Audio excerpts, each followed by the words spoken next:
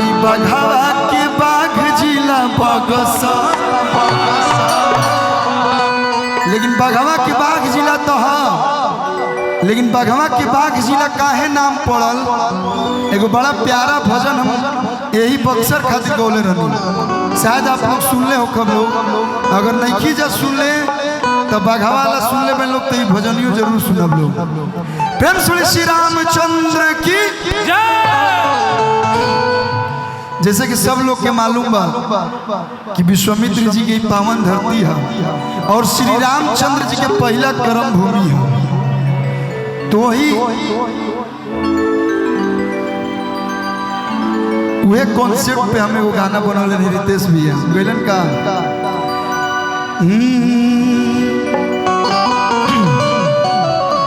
कि रउआ चरणन में करी प्रणाम राम जी, कि रउआ चरणन में करी प्रणाम राम जी, कि हमार बक्सर बना दिहनी धाम राम जी, हमार बक्सर बना दिहनी धाम राम जी, हमार बक्सर बना दिहनी धाम राम जी, हमार बक्सर बना दिहनी धाम राम जी, रउआ चरणन में करी प्रणाम राम जी, रउआ चरणन में करी प्रणाम राम जी,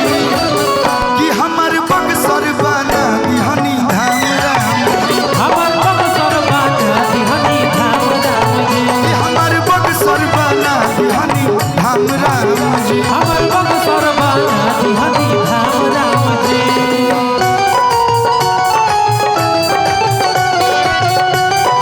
हेलो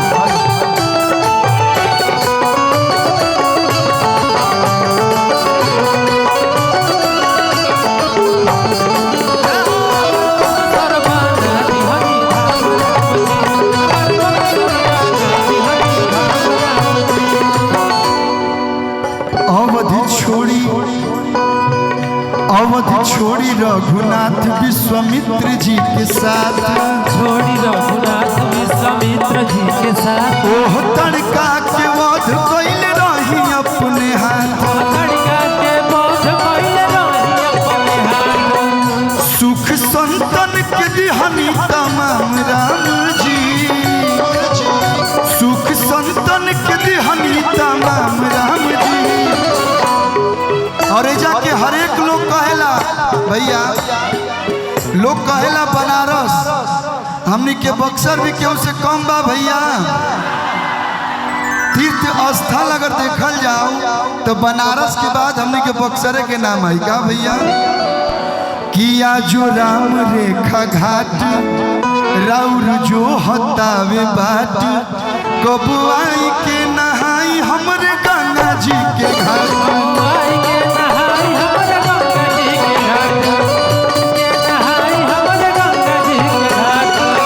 रउए सेवा में बीत सुबह शाम राम जी, रउए सेवा में बीत सुबह शाम राम जी, कि हमर बक्सर बना दिहनी धाम राम जी, कि हमर बक्सर बना दिहनी धाम राम जी, कि हमर बक्सर बना दिहनी धाम राम जी, हमर बक्सर बना। प्रेम से श्री रामचंद्र की ओम नमः पार्वती पतये।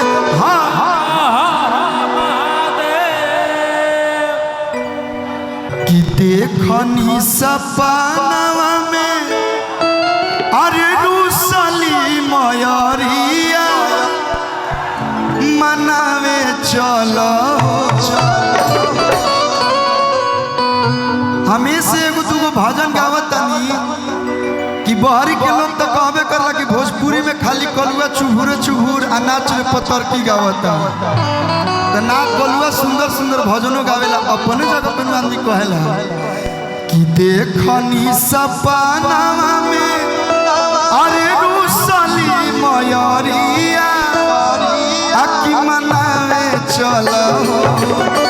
भैया तो देवी माई पचुनरिया चढ़ावे चलो देवी माई पचुनरिया चढ़ावे चलो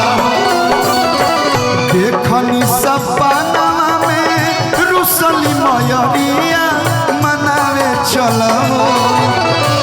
देखनी सपना में रुसली मयरिया मनावे चलो प्रेम से बोले दुर्गा मैया की प्रेम से बोले नाथ बाबा की कि देखनी सपना में रुसली मयरिया मनावे चलो भोजपुरी के मतलब का होला जब हमार सब भाई जब ऐसे ऐसे कह दिल तो समझा गाना हिट बा कि देखनी सपना रुसली मयरिया मनावे चलो देखनी सपना रुसली मयरिया मनावे चलो देवी माई पचुनरिया चढ़ावे चलो देवी माई पचुनरिया चढ़ावे चलो देवी माई पचुनरिया चढ़ावे चलो देवी माई पचुनरिया चढ़ावे चलो ताजे रिलीज भइल बा चुनरिया चढ़ावे चलो सुन ले लोग ठीक बा।